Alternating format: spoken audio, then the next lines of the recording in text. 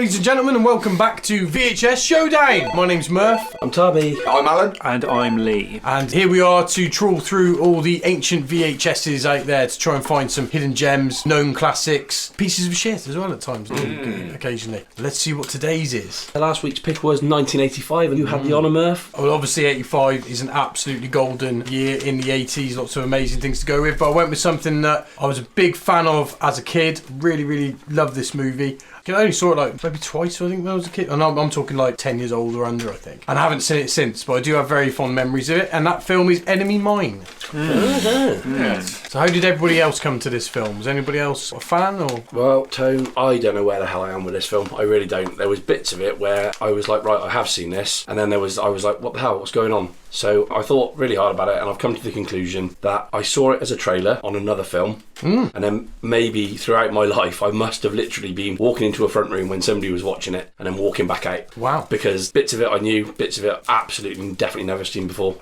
Well, there was a major plot line in it I knew was coming, and I was like, right, so I've seen that bit. Yeah. Well, funny enough, I had no recollection of the last third of this film. No, me neither. The first 2/3 I could remember, but the last third I was like, oh god, I don't remember this at all. Yeah. Al, how did you come to this movie? I remember seeing it on a list of films that you should watch a long time ago, and I remember watching it probably 10 years ago or something like that. That was the first time I'd seen it, and the only time I'd seen it. I remember it being quite good, but I couldn't remember sort of the final acts of it. I remember certain little bits of it, but the last part, no. Yeah. What about you, Lee? I watched it with my dad on VHS when it came out, and I remember I really enjoyed it at the time. It was a little bit scary and a bit gritty, and that's the only time I've seen it. Yeah, so we all had a bit of knowledge about this film one way or another. So let's get into the story of the film and talk about it sort of as we go. So it opens up with sort of space, doesn't it? I've got to say, some of the special effects in this film are brilliant. It's hit and miss. It really is. Yeah. This beginning bit is poor.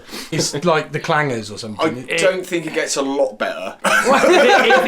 Even the title card is fucking ropey. It was like I made it 15 years ago or something. There's no animation to it. It's what? I first noticed it on the backdrop. There's clearly a shot where he's walking through a crater, and the crater is obviously his set, and the sky and the distant moon is a painting. And it was holy shit. But then it kind of, somehow, I don't know why they would have changed it. Maybe it was a different set or a different lot, I don't know. But suddenly the background got a bit more believable. Yeah, well, there is an interesting fact there. So there was another director hired originally, I think, who filmed a month or two of this. And then the studio were watching the footage coming in. They said it looked cheap and crap. Oh, right. And he'd blown the 17 million budget. And so they fired him, and then that's when they hired Wolfgang Petersen, who is a director who just finished Never-Ending Story and came straight off Never-Ending Story to film this. And I think some of the sets are sets they used for Never-Ending Story. Yeah, I suppose they kind of look similar. Yeah. But yeah, there was a lot of painting, backdrops and all that sort of stuff. It was all on a soundstage in Germany, I think, where they filmed this. And Bavaria, wasn't it? Sort of, yeah. It was literally called the Bavarian Studios Unit and Woolen Sack.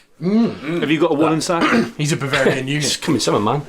So it opens with some shots of space, and space looks really bad. It's space is a bit blue, and there's loads of planets, which are clearly models. It's like fucking Star Trek. It's worse than Star Trek. It's like Battlestar Galactica, but worse. The old one. Yeah. You bear in mind that Aliens came out a year after this fucking movie. You bear in mind fucking Return of the Jedi came out 2 years before this. Yeah, so I was sat there with my wife who's got a vague memory of it, and this came on, I thought, oh god, maybe this is a lot worse than I remember. But the special effects do get a lot better, I think, when it moves to practical effects. Yeah, a little bit. I think they're kind of endearing in what they were trying to do, same way as Critters or something, where there's there was a couple of those sci-fi movies.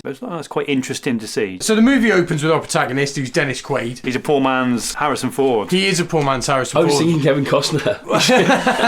He should have got more work out of doubling for Kevin Costner. I liked him in this. I thought Dennis Quaid's good in this. He's alright. You say Dennis Quaid, and I immediately think Hollywood. But yet, the only other film I can actually think that I've seen him in immediately is another really... Inner Space.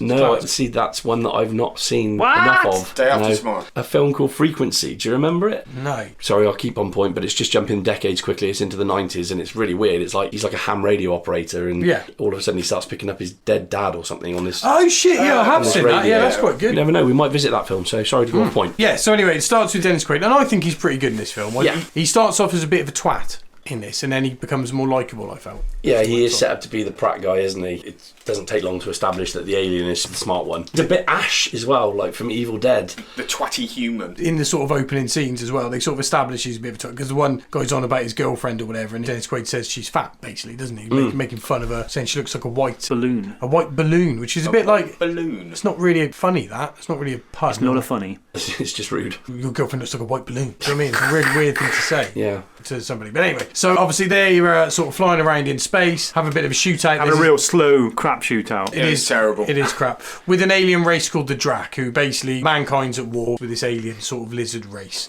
And they have this shootout. So describe for us in vivid detail what this shootout is like. It's a dogfight, isn't it? It's a really bad dogfight. 2 sort of human-piloted fighters against like 6 other of the Dracs. Yeah. I mean, I don't know, maybe I'm being a bit picky, but I thought dogfights are like sort of when you fly at each other and then you turn and you fly back at each other and you just fire forward. But this was more of a chase. Oh. But it was almost like, hurry up and get that guy, I gotta be home for tea. Something like that. Like, you know, and he's like, shoots them and his laugh like, yeah, whatever. It was quite clunky the way that whenever they killed a Drac, they were like, huh, they were real gung-ho about it, wasn't it? Really, but I think they were trying to establish that mankind really thinks these Dracs are worthless.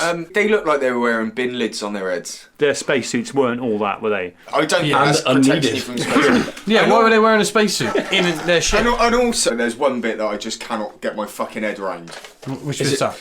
They use handguns. Yes, the whole way they've got lasers. They've got fucking jet fighters in space with fucking laser cannons, and then they go on and he's using like fucking a wealth of fucking PPK, like James fucking Bond, like it's like it is a weird choice that, and I saw a clock and I was like, yeah, well they're in space. It's like 2095, I think it was set in. Is it? Yeah, they got spaceships, they got lasers, but they're all using like 80s fucking guns and stuff. Nothing gets between me and my AK. And like even the guys when he meets those slavers like, later on in the film, they're using like 80s guns as well. And a whip.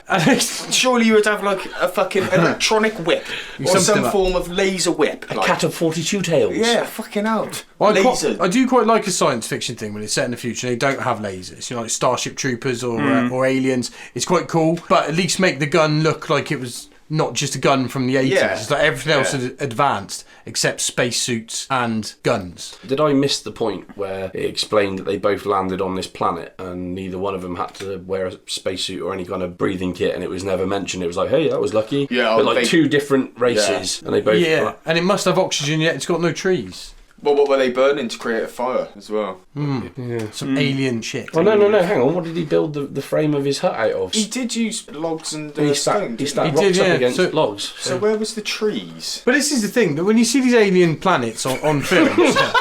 We've gone deep. But the thing is that if you were an alien... If a tree fell on that planet, Tony, would anyone hear it?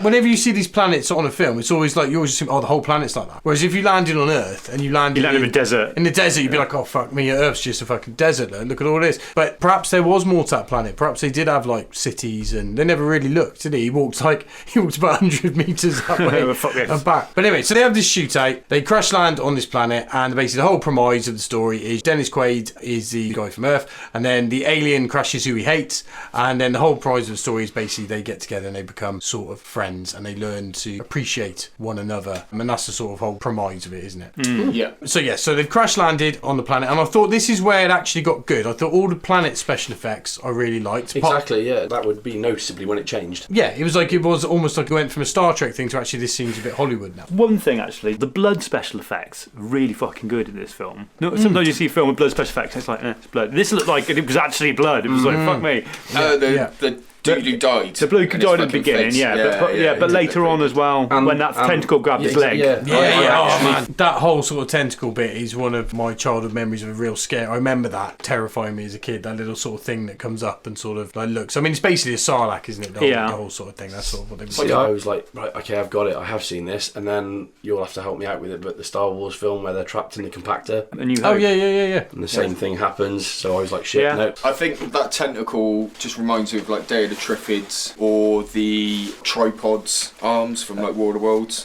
Fuck me, is that thing ponderous? You know, if that thing was coming for you, you'd have no chance of it getting you, would you? He's like this, for like ages. So yeah, Dennis Quaid basically goes off on a little adventure on his own, and he comes across this kind of pit, and this pit we've met very early in the film as it takes down this sort of tortoise-shell creature. So we know Like it's a giant there. woodlouse, isn't it? Yeah, but with a pretty indestructible shell we come to find. So in the film, they crash on the planet, and then Dennis Quaid realises his friend's dead. He's stranded on this planet. He buries his mate, and then he sees like the crash site of the alien, and he wants revenge. He says something like, "Is this thing dead? Because if not, I want to be the one that kills it." Oh no! Oh, he had some proper Duke Nukem fucking that was like, it. dialogue. I just hope he's not dead yet. And I'm coming to get the rest of you alien bastards. Yeah, that's it. Snip Biscuit sort of thing as well. Yeah, who are you talking to? Do you know what I mean? There's no one else there. Who are you talking to? So he gets his 80s pistol and he heads over to this thing. And then we see the alien for the first time, Jerry. And I think he looks great. Yeah, it's good. It's good. Yeah. You don't like it, do you? What's your problem with the makeup? The mouth. The mouth. Yeah. Yep, I'm with you. His fucking his mask like stopped around his mouth. I feel like it's quite clever. I looked at it and odd. I was it like, was just weird. I thought that was alright, And isn't he it? was a fucking he was like a lizard man. Yeah. But he could breathe underwater and swim like a fucking Well, he is fish. like species unspecified, isn't he? Yeah, he's an Well, I alien. know. Well, and then he had a tail. Why would he need a tail as well? Like he's a fucking lizard man who can breathe underwater. Why does he need a tail? But it looked like his tail was Propelling. I don't like his de-evolving, didn't it? mouth. But I thought his mouth looked quite good, the way he had like those lips I and the thought it was teeth. good. The teeth were good, yeah. Yeah. I think that it was weird. It was weird. And also, first of all, I thought, why would you do that? And then I thought, well, that's less prosthetics, it's less work to do, and they can just stick some fake gums and teeth in there, and that's cheaper and easier. And he's learning English, so he can get away with a speech impediment, so he can sound however you want him to sound and still be like, yeah, that's cool, that's how we want it. But what I found the problem to be is by being able to see the mouth, they hadn't done enough with the voice to convince me that it wasn't a man playing the part, and it was supposed to be like a gender neutral creature, and I found that a bit weird. He was a bloke. I mean, he's an alien. Well, he said it's not a male or a female. They're like so it's neither, yeah. But with the deeper voice, I find it a bit weird and creepy when we later find something out about it. Well, I thought his mouth looked like a part in the Goonies where that dude puts his tongue through that painting.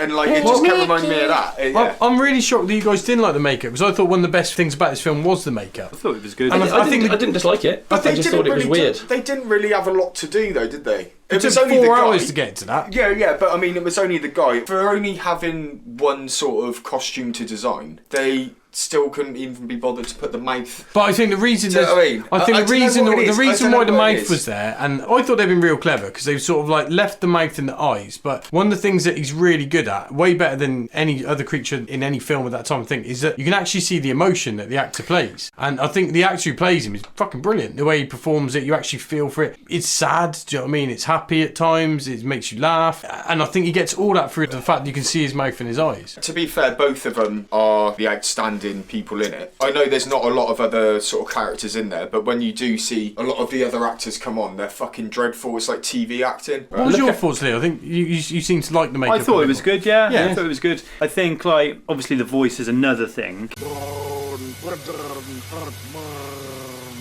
I think they nearly got it. And the weird thing is, very early on in the film, when he starts talking, they did this thing where they doubled his voice. They had like a lower one and a higher one. And they did it for like 30 seconds of the film. And then they were like, oh, fuck it, we can't be fucked to do that again. But it sounded much better, much more alien when they were doing that. Yeah. I don't know why they I don't know. I assume they just stopped doing it because it was too much of a pain in the ass. It would have been better if they'd carried doing that. And it was like miraculous how quickly. I mean, obviously they were there for 3 years, but fuck me, they were like 2 weeks in and he's speaking fluid English. Yeah. You know what I He's mean? fucking cracking jokes. Shit. Which was good. I liked some of those interactions between both of them. Actually, they did. That's where the film gets really. brilliant. Yeah, it got really fucking cool. Actually, those little bits. The nicest little interaction is the one when he says about Mickey Mouse, and then Dennis Quaid, like, he's trying not to laugh. He's like, yeah, and sort of walks off. I thought that was sort of one of the nicest ones. So he finds the alien by his ship, thinks, right, I'm going to kill him. He's about to shoot him, and he drops the gun in the lake. He's like, whoops. And then the alien goes for like a swim in the water. And while he does that, Dennis Quaid goes and gets some petrol and covers the lake over with it and sets fire to it to sort of trap him in there. But then how does he get out after that? He just jumps and he's completely untouched. Oh yeah, he Like just... a fucking flying fish out of there, like, or a salmon going upstream. Oh, that's it. Fucking Like, leaping, like. 'Cause Dennis- Even though he's not a fish man, he's a fucking lizard man, like. well, he might be a lizard fish man on his planet. And Maybe that's so... he's a lizard man. That might be how he evolved. But anyway, so he touches the ship and he gets electrocuted with green electricity, and that's a really poor special effect. Yes. I do think some of the special effects are brilliant, but some of it is Well, it's terrible. ILM did it, which is surprising. Shit, Yeah. really? Yeah. Wow. But I mean, you look at the budget. I was going to say, Yeah, they can yeah. only give what they're paid for. Yeah. So if somebody said, like, here's a £5. Well, what did you say the budget was? They'd spent like 17 million on the film, and then they had to scrap it all and start again. So eventually it was 40 million. I think a big chunk of that was like promoting it and stuff. I just felt it just looked so bad. It looked like Battlestar Galactica. It man. looked so bad, like 60s Star Trek. yeah. Yeah. So he gets electrocuted. When he comes round, the aliens tie him up and they have a bit of a back and forth. They're having a bit of an argument, sort of like fronting at each other. And then he says he wants some food, and the alien gives him this phallic slug thing. And grabs him by the dick. What? I don't remember. Did he? Watch, when he's asking for food, he's holding him like that. I mean, you can't see his hand, but we're assuming it's his Dennis Quaid's dick. You are. You're assuming he's Dennis Quaid's. I mean, we all assumed that it was Dennis Quaid's dick. I didn't even notice that bit. But every time Dennis Quaid was like, food, food, food, he was like, I swear he must have been squeezing his dick because he kept going like, oh! Like, so it's like, I've got this rented for 2 days. I'm going to watch it fucking again watch tonight. that scene again, I swear. And Over and tell over me again. his fucking hand isn't on his dick. Because where else is he going to put his hand? Because if he was Anywhere on, else, yeah, but if there's he was no- on his belly, you'd see him like noticeably like giving him a fucking hit in the guts, like. Twisting his nipples. Possibly. It was too low for his nipples. You might not even know what a dick is. He doesn't know what a dick is. He hasn't even got He one. was But just he's like, grabbing the like most dangliest appendage he can fucking find, isn't he? And he's just like, I can see a dick. He doesn't know it's a dick. this could have been extremely confusing for Dennis Quaid. Maybe he did get off on it. You never know. You never know. I really don't think, because the fact is, imagine Jerry was Wanking doing him that. off, like. Yeah, they're on this planet for like another 3 years. They got to spend all that time together. It'd be really, really awkward. And then it turns out he's pregnant. You'd be asking questions, wouldn't you? Well, Anyway, Right. back to the story. So they're having a bit of back and forth. Dennis Quaid is tied up. He's the prisoner, and he starts trying to teach Jerry a bit of English. And like you said, he picks it up fucking phenomenally quick. But he is an alien. So, I mean, we can forgive any bad writing in this film, assuming that the alien is just good at. I think they do it quite well when they introduce it because it's Dennis Quaid doing a bit of narration. Oh, he's narrating for I them. think and he he could have sort of- dropped all that narration from the film, and I still would have understood what was I going on. quite liked just it because dated there were a couple of points where it was quite nice just to bring me up to speed. But anyway, and he sort of said it was he just turned around exposition and drop, wasn't it? exactly, yeah. And He didn't need turns it. around- Everything he was saying was like, and then we were set on this planet, and he was giving me this maggot, and it's like He was grabbing my dick. it was pointless. The narration was pointless. The narration was Yeah, saying yeah. everything we could see. Well, the point being, he set it up for him to say in a funny way. Of course, the Drac started to learn a few words as well, and then he'd come out with, "You're building shit, it's not stable," and, and then the building fell down, and so it was comical the way they introduced the fact that he's picked up this language quite quick. He's like, he's learned a few words, and then he's like, "Shit." It would have dated the film less if he was like almost making like a fucking captain's log. Yeah. Yeah, that would have made a lot more sense. I didn't kind of mind the narration thing because it was almost like watching a B movie, especially it was almost like It was like made a 50s movie. But I wonder whether that was intentional though from Wolfgang Peterson, where he's a bit of a sort of tribute. I don't know, man. Sort of I thing. think everything bad about the film was budget related. I reckon. Yeah, I think well, so. most of it. I think you're probably right, like with the two-tone of his voice. I think that was probably something that was straight away, like, slash that. Yeah. It can have one voice and that's it. So this is when the film though really starts picking up, and the whole heart of the film is the relationship between Dennis Quaid and the alien. And I do think they're both really, really good. Yeah, amazing. I think they're really good. If it was two shit actors, it wouldn't have been very watchable, this film, but the relationship between these two is written really well. Did you look up how old Dennis Quaid was in this He's film? 31. Was he? 31, I thought that's Yeah. older than I thought. Also, I didn't know that Randy Quaid was his brother. Really? No Yeah. way. Yeah. His older brother, Randy Quaid, is. Which one's Randy? He's like the guy out of Independence Day. Dumb as God. dumb. Pilot. Yeah. Didn't he go into hiding? Yeah, he did, but he thought he was like part of a government conspiracy, and there's like videos of him on YouTube, and he's literally... Oh, Randy Quaid, this he's is going back a crazy, few like years now, but- Trump supporter sort of thing, gone a bit mad, I think. Well, last I heard, he was freaking still moving around and in hiding. And also, Dennis Quaid was married to Meg Ryan for 8 years. Yes, yeah, I think, I knew that, yeah. He was like a massive coke addict. Was he? Yeah. Is that why his career kind of never really took off? I don't know. He wasn't the secret of his success. It was not. So they build this sort of relationship. It's really, really lovely. Then we have the whole Sarlacc scene where he falls in and it is terrifying and the thing wraps around his leg. He acts like really well. And the first thing that gets you about that is that tentacle. The blood looks really good. It does. And then that's why I said he's like really like Ash. It's like a bit of Evil Dead. He is like, a bit, the noises he makes, but like he made that kick-ass bow and arrow. Yeah. Like, you know, Ash is a dumbass, but he managed to attach a Mechanical chainsaw to his hand. And He made a robot hand in medieval times. Groovy. And then he gets that thing hooks onto him, pulls him in, and it's like the noise he makes. He's like, and if you were on your own, being dragged into a pit, that's probably the noise I would make. And then when he has to scream for his life, he is screaming. Like, he does a really good job. That whole thing is like believable because of the noises he makes. Yeah, you don't see enough proper screaming in Hollywood films. He's do you? proper like, Right, so they have the whole Sarlacc scene, and obviously Jerry sort of saves him from that. And then, because earlier on there was a meteor shower in the movie, and then while he's sort of like tending to his leg, he looks down and he has the brainwave that the shells of the woodlice creatures are going to be meteorite proof because they've evolved on this planet, and meteorites taken a knock or two. Yeah, so then he has the brainwave. He's like, yay! He gets really excited, and he builds their hut. And he puts more sort of shells on it, makes it sort of really secure from meteorites and that. So yeah, that's all really nice that their sort of relationship develops, and they introduce a bit of the religion sort of side of it and that. Which is quite a sort of nice touch. Quite quickly done as well, isn't it? He says something, he quotes an Earth saying, I can't remember.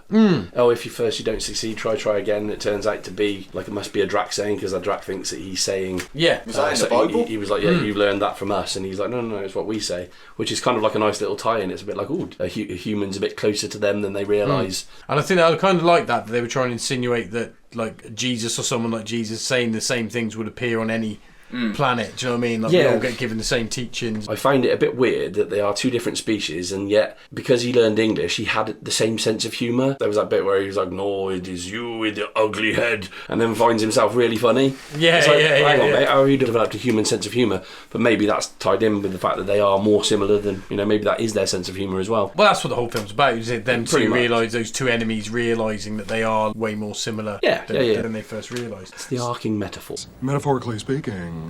It is. So yeah, you have a bit of the religion. He says he's going to teach him. They become teachers. They become friends. And then there's a big meteorite storm, isn't there? And they have a fight. They do. Yeah, and they have an argument. That was really sad. How long had they been there before that fight? Well, he's got a bit of a beard, and his hair's like I'd say at least like a year, I reckon. What do you think? Yeah, I was putting it more like 3 weeks or something. He's got a fucking month. Full beard. It's not that much. It's a bit like I reckon you could probably regrow that in a month. His hair's grown by like fucking 5 inches or something, hasn't it? He's looking all right considering the conditions that they're living in. He looks okay. He looks fine. He looks well fed. Yeah, that is one fake looking beard though. Isn't it's so bad. It's so straight. I forgot. It's so straight. I forgot it was Dennis Quaid. It was only when he got shaved off at the end I was like, fucking hell. Do you think it was that Robin Redford meme? Right, so yeah, and it's really sort of like actually quite sad when they do sort of part. I didn't shed a tear, but I was a little upset. And fuck me though, that is one barren planet, isn't it? When he goes looking around. Yeah, there's nothing. Absolutely nothing. There's fuck all. You just got those little slug things to survive on, or if you can kill yourself a woodlouse, then you will a eat meal. Well. Yes, and he's pretty keen to eat fucking anything, isn't he? He would though, wouldn't he, if you were on that planet? Yeah, well, you know the bit when he goes and eats the green balls? I was thinking, fuck, is that eggs or something? You've had a fair few green balls in your mouth. Green? You implying? Yeah. So they split up, and while Dennis Quaid is searching the planet, he finds a Pepsi can. A pretty cool design for a Pepsi can as well, actually. Yeah, it looked really pretty good. Impractical. I think it's like a hand grip, isn't it? I think like it sort of like start. It looks quite. It's like an Orangina bottle, isn't it? Yeah. Those pomegranate drinks that you can get, where it's like two bulbous ends, like. I was trying to with avoid a shaft that word, in the middle. He's gone there. And some green balls, though. No. But I'm telling you now, Pepsi should revert back to the white can. It's always quite nice when you see the white Pepsi can. That's got to be a legal thing, hasn't it? Why wouldn't you? Well, they change it to blue cans. The blue cans do look cool, like, but look, when you see an 80s Pepsi can, it's quite a cool. I've got look. one. Fuck off. I swear to God, I got one. A genuine. Is it still got Pepsi in it? No. Can I have it? I'm gonna work on this. I don't know how to do it yet, but I've got a Pepsi one and I've got a Tango one. But I want to turn the Pepsi one. Alan, you might be the guy for this. I know what you're going to say. Yeah. Go on. You want to turn it into the little guy from The Golden Child. Yeah, that does a dance. Yeah, with Eddie Murphy. That'd be fucking cool, man. That'd be a wicked prop to have. I bet there's somebody on Etsy that makes that. If you are that person, let us know. Yes, send us one.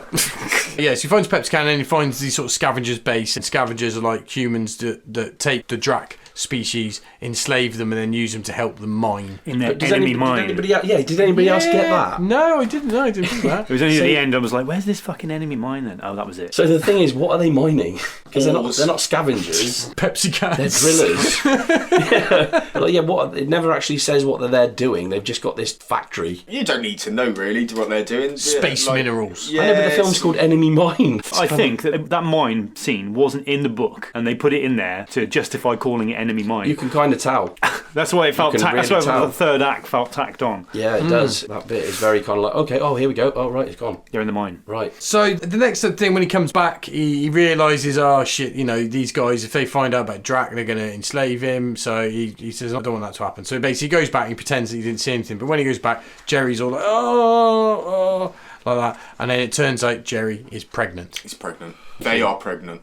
They are, yeah. Was that thing ahead of its time? I was wondering, is it weird that I... It's pretty good. So the Drac alien race is neither male or female. They reproduce by themselves. Do you reckon he's got any genitals? He wouldn't need genitals. He must have a pussy. Well, he must, because how's he going to give birth? Well, really badly. He's really bad at it, isn't he? Really Oh good shit! for him. Did they cut him open? They did, but I don't think it's not supposed to happen an like that. emergency procedure. But, yeah. So this is just slightly off topic, yeah. So obviously, as a human, you knock one out because we've all developed enjoying sex because that's what makes us want to procreate. Now, if you haven't got any genitals, does he masturbate, or does he feel the desire to masturbate, or is he like, well, I'm having a baby? There's like nothing. There's no. Yeah, I don't think he there was. experiences any of that. Yeah. No. He literally said, you do it by choice, don't you? We just do it when it's time. I don't think he'd have any mate. sexual organs or a concept of that. Or any sexy thoughts. Well, apart from when he's grabbing Dennis Quaid's dick at the beginning. That's it. I mean, he wouldn't know what it is. Try before so he's you just buy. grabbing anything. What the fuck is this? Yeah, because he comes up with it's you that is lost. It's the human race that is lost because you have to separate your species into two. Where we are just one and all that sort of fucking lizard nonsense. I like some of the philosophy in this film. I thought it was quite good. I grew as a person from watching this. So the pregnancy thing. Oh, then the Sarlacc returns, doesn't it? That was a cool idea. I didn't see that coming at all, no. Because I was like, what the fuck is that? It's one of those fucking slavers. Yeah, and that was fucking horrible, seeing that thing in there. And then they sort of run out, because it's in the middle of like winter, isn't it? It's all like snowing and shit. They run out and like fucking every single pillar in the fucking mile radius falls over at the same time for some reason. So what the fuck was going on there? Including one that landed on their fucking house. But it did kill that. Like, he dumped the fire down its throat. And then a fucking pillar fell on it. He picked the fire up and threw it in this fucking Sarlacc's face. That's badass. He put it into its mouth. Yeah. Oh, was it in his mouth? He was like fucking choking on it. Well, I watched this through means of, a blindfold. Whatever. And so I could barely see the fucking monster. All I could see was like the tentacle coming through like the tent. Right, yeah. And then I was just like... Why did all those fucking pillars fall over at the same time? I thought that this Sarlacc thing was underneath it, and it was like, because the Sarlacc thing was like writhing around because he had hot stuff in his mouth, he was knocking the pillars down. That could have worked. Or he's creating an earthquake or something. Maybe. Well, it was a lot bigger than it appeared. Yeah, his entire body was like writhing or whatever. That's what I sort of thought. Is it the same one, do you reckon? Same person. Or do you reckon there's a load of them? I don't know. There's got to be more than one, isn't there? I think it'd be the same one. Same person. I know, because didn't he chop his No, tentacle off? but I don't Maybe mean, grew another one. It was the same one that attacked twice, but I think there's got to be more of them around the planet. Oh, yeah. Oh, yeah, definitely, yeah. But that one's, it's like Jaws, isn't it? It's set its sights it's on its those nemesis. two and Yeah, it yeah. fucking wants them, like... Yeah, his children are going to come back for them. Jesus. Not very impressive death, that monster, though. I did want to see it explode or something, because talking about the weapons, Jerry's staff with his little pew, pew, pew, pew, like the fucking blue thing that came out and like it shot the monster. You didn't sort of see it explode, but a load of fucking blue blood went everywhere. And it's like, That was from its tongue that he cut off. he shot that tentacle and it's sort of like you didn't see any special effects. It was just like going back into the ground, but then a load of blue blood that had obviously exploded, but you never got to see it explode. When it died eventually, well, if it died, it was from a fucking pillar and it was under cover of the building. You couldn't see it die. It was like, oh man. Well, again, I think the budget was tight. What are they going to do now? this Push all these movie. fucking pillars Fill it over. with fucking balloons and paint. Could have crushed its head and just watched some blue paint splatter everywhere.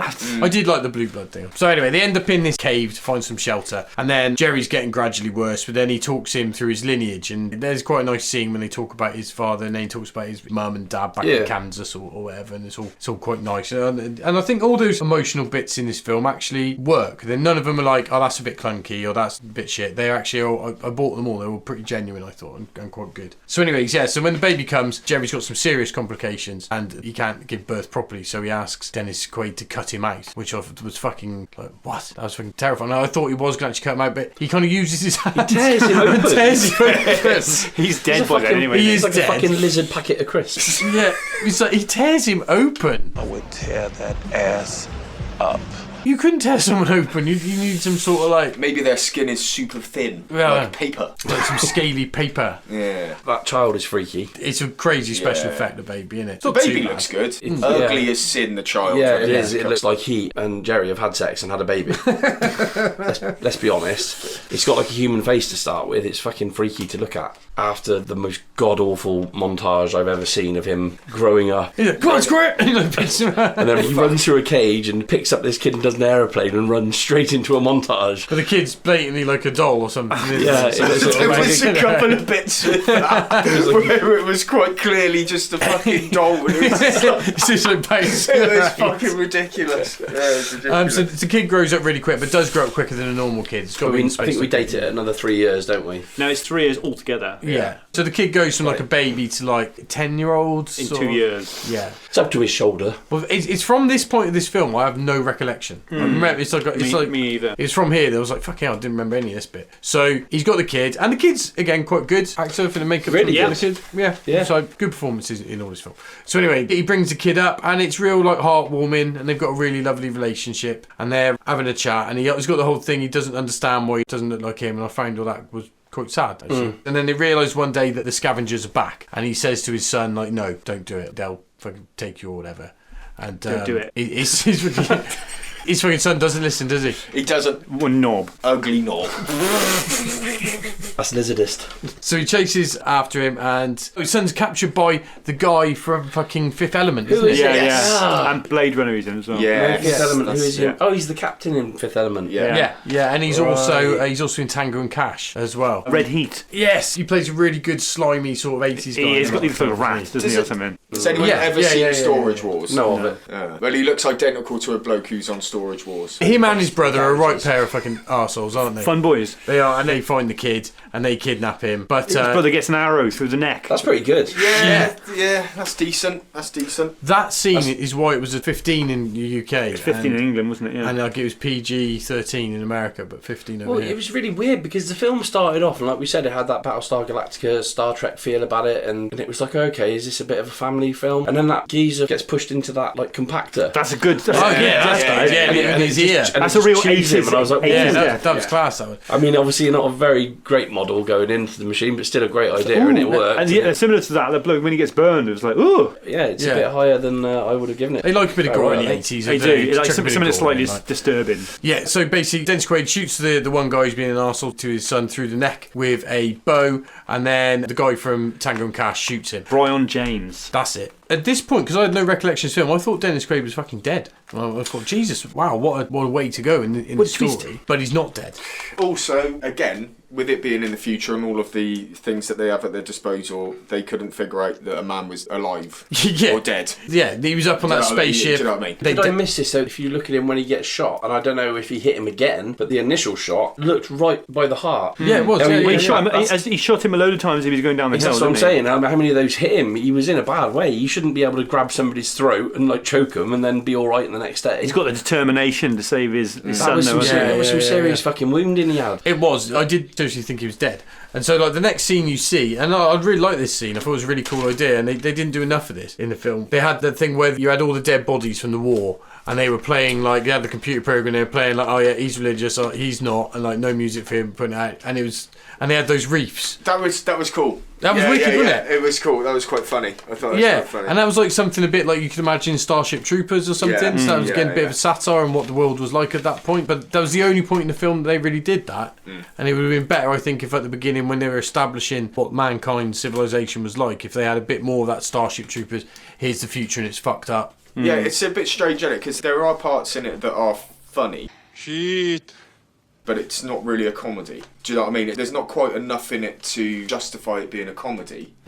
But also they try and throw it in where it doesn't feel right. Either they're going to do that Yeah. or not do Well, it. it's like- it's- and they didn't do it enough to, like, I thought it was quite well balanced. I mean, like the bounce off between like Jerry and Dennis Quaid's guy, that was good all the way through, I thought. And There's a lot of comedy between them. and then, it was like there was big setups there all the way along, and the guy playing the alien, he executed it pretty well. Well, if you look at it, man, you've got comedy bits in it that work, that are really funny. You've got some really heartwarming sort of like scenes in there. You've got a really nice sort of relationship and sort of story. You've got some gore. You've got some sci-fi. You know what I mean? Surprisingly, it does a lot and goes there quite well. Yeah, and I think it achieves it. I feel like that guy in the thing that churned him up. I think that was great. I think you get a certain amount of deaths per film, and how you can before go. It's an 18 or yeah, and it's like kind of like you can have one mangle, or you could have like 50 gunshots or something like that. And I think it was kind of like, let's do that, and mangle that guy up. But it kind of had everything in it. I've seen everything.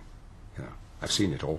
I thought it jumped around quite well. I wasn't at any time thinking, what the fuck's going on? Yeah, so you see these bodies in this quite sort of satire-y sort of scene, and then you realise that Dennis Quaid isn't actually dead. He is literally on the fucking thing to be blasted out into space. Nobody checked. Not through the whole process of getting him on the ship. Well, shit like that does happen, I imagine. That's why they used to put bells on graves. So they realise Dennis Quaid's alive, and they patch him back up, give him a shave, and first of all there's like a little subplot. You think, where's this going? Where they sort of start to insinuate maybe he's one of them, or he's working for them, or he's an agent. He So could speak Drax. I felt a real comparison in it between Dancing with Wolves. I've never seen it. Oh, no way. No.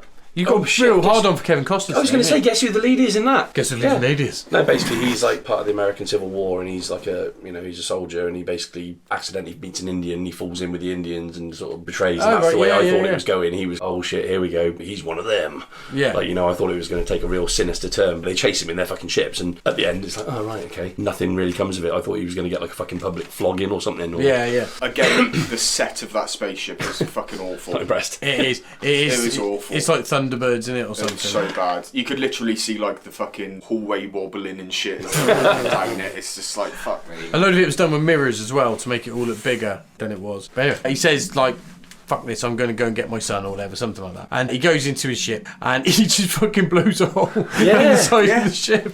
He don't give a fuck. He didn't give a shit, no. He did warn him though. He did say open the doors. 3 times. Open the door! He's like, I'm going through. And they're like, no. He's like, fuck it. 2 other ships went after him and like touched down, and like nobody went like, what the fuck? What have you done to our ship? That's billions of dollars you just fucking... Yeah. Well, he was like, no, not reprimanded at all. They could have rebuilt it with paper mache, couldn't they, really? Yes. It was that thin. He could have just fucking punched a hole through it like... So he flies back down to the planet and he goes to where the mine is and he beats the guards up in the classic... That fight, right? The punch that the bad guy does on him is the worst punch I've ever seen on a film. Is it as bad as the one from Somewhere in Time? Somewhere in Time's almost better than that. This like so blatantly didn't connect. And also, all the sound effects in this film were wank. Right? The punch sound effects like... It's like, your classic, and the gunshots like... That one fight scene, what did he say? What kind of trouble? This trouble! Fucking twats him. That's good. It's fucking so terrible. I thought that was pretty good. What kind of trouble? This guy. He was in a big fucking trench coat and that though. Like, people always manage to get away with it and be like, is that you, Terry? He's like, yeah. He was dressed like he was a detective from a film noir. But like, in what fucking world is that going to be inconspicuous? Well, the thing is though, he's on a fucking planet. Yeah, but he's dressed as like a fucking detective. But he's taken that outfit off someone, hasn't he? He didn't bring it with it. He didn't bring it with him. Do you know some detective? Like he was on a different case. Where did you find him? I did wonder, but then there's that point where he's passing along the gangway, isn't it? And that guy raises his arm in recognition of who it is. So it's kind of like he's passed the disguise test. I just thought it was real funny. Imagine the guy's voice was like, "Alright, mate, how's it going?" He'd be like, "Is that you, Terry?" Yeah. I will say, during that scene when he did dress as a detective, he had a mighty fine hat. His hat it was a big Alan's hat watch, and it did cover the majority of his face. Was it the best hat in the film? Well, it was certainly better than those fucking space helmets. Yes. But apart from that, it was thin on the ground for hats. It was. But I was keeping an eagle eye. What was there was pretty strong though, I thought. Oh, it was a big hat.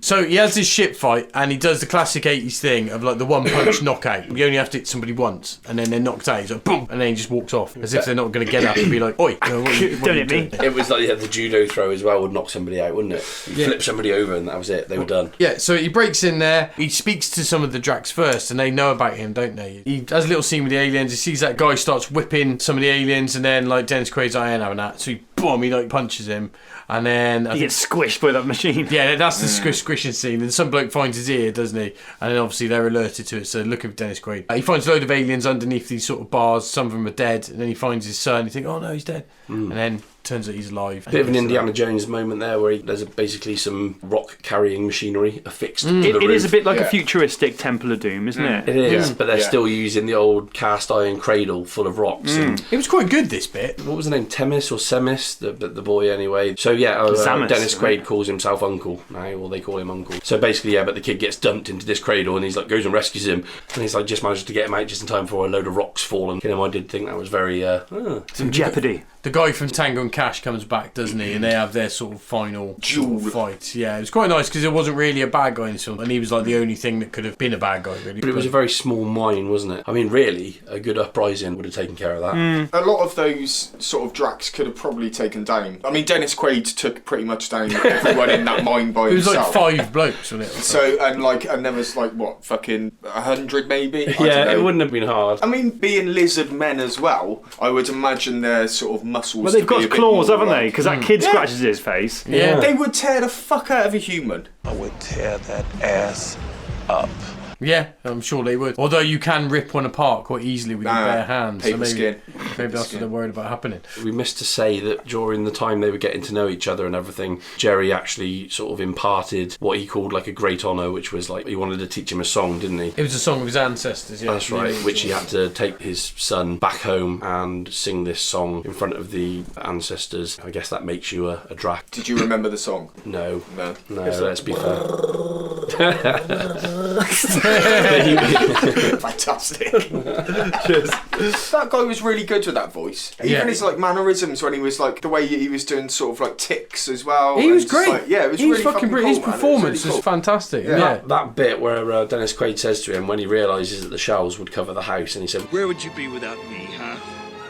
Back home. "Back home." That is the bit where I was like, right, you're a trailer. I've seen you in another film. Right, so he breaks his son out. His friends from space are there, and they see it all. And they're like, oh, we forgive you about blowing everything up. Like, fuck this war. Why aren't we friends? Yeah, let's all be mates. And then the next sort of scene you see is like a painting of like an alien world, and like with a real Dennis Quaid from like miles away with his kid, and they go up, and then it just tells you It's some random bloke narrating all of a sudden. yeah, it's he went it's like into Dennis this, Quaid and- narrating all the way through, and it's like, and then he went to their planet and sang the song of their people. Well, they put his name into the song, didn't they, of his Their ancestors? teachings, yeah. Yeah. I was like, oh, well, let's have a close up. Let's have like the Star Wars shot. Do you know what I mean? Of, They had no budget for that. they were done with it, and then when we're going to fucking paint it. Get someone to paint an alien world. So that was sort of like a little bit of an anticlimactic ending. Yeah. That I did enjoy the journey of that film more than I did how it ended there. So what did you like from the film? No, what didn't you like? Well, I was really looking forward to this because I haven't seen it since I was little, and I think I didn't enjoy it as much because I was looking forward to it so much. And what's something we haven't talked about yet? Music was fucking awful. Yeah, Right, music the was- music, the budget, but especially the music, I watched all the sabotaged. credits. I don't think there was any you can buy this soundtrack anywhere. The budget and the music sabotaged any serious scene in it. It just made everything that was Cheapened good it. about it. It cheapened it and made it like a bit cringy because they were like working with nothing, and it just like the music was so I don't know, bad. man. I don't know. There are better keyboardists here. I bet he could play a better score than that. And it's like you could have done it on less of a budget. It was just a fucking terrible choice of music. You're right. It made what should have been good bits a little bit like, It just took away anything serious that was going on or anything with gravity. It just, like you said, it cheapened it. And The music wasn't great. And what about you? What didn't you like? Lots. Yeah.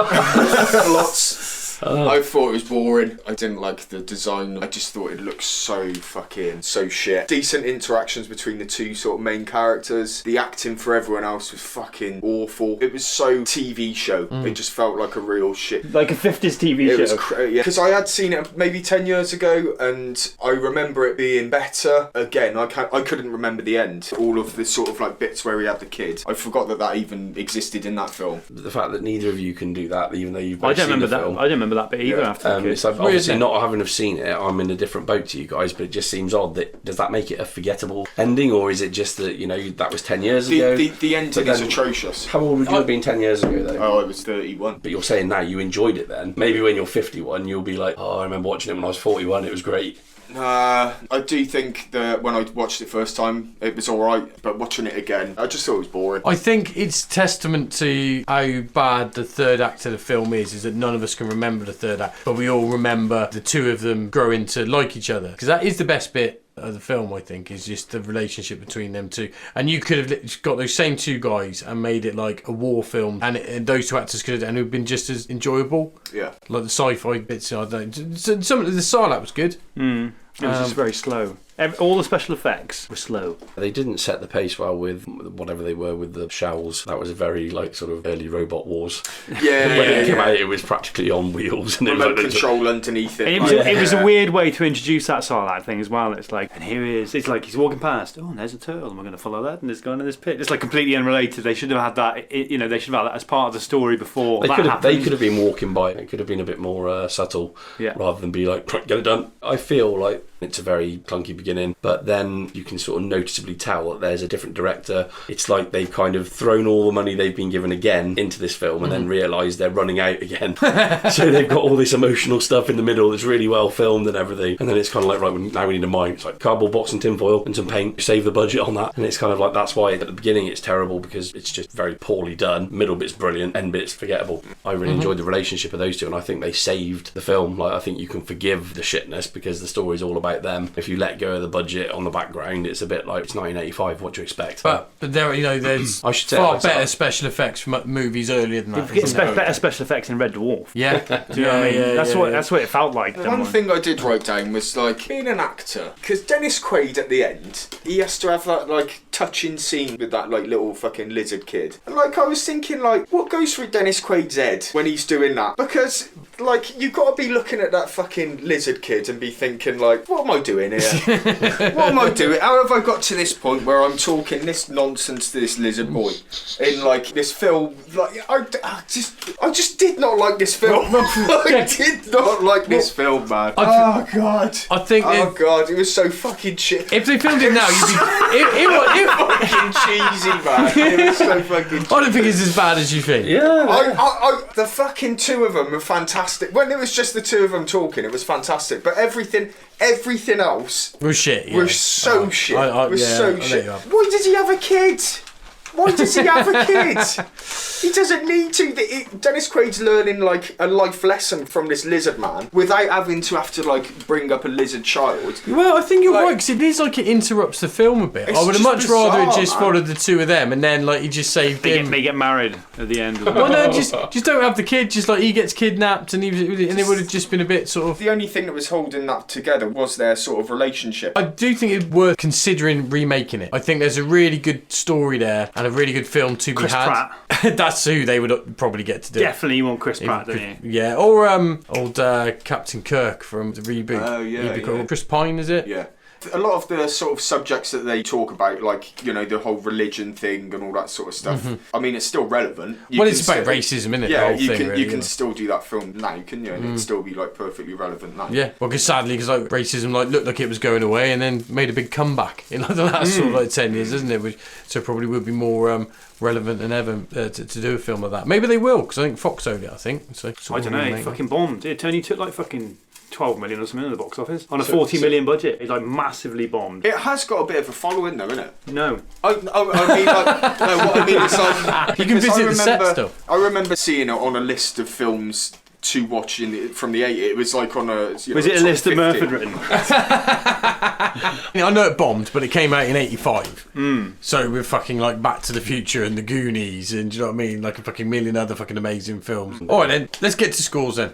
Okay, well, I picked it, so I'll give you my score first. It has got its problems, but the bits of it that are good, I think, are really good. And I think the makeup's really, really good. And I'm going to give it a 7 out of 10.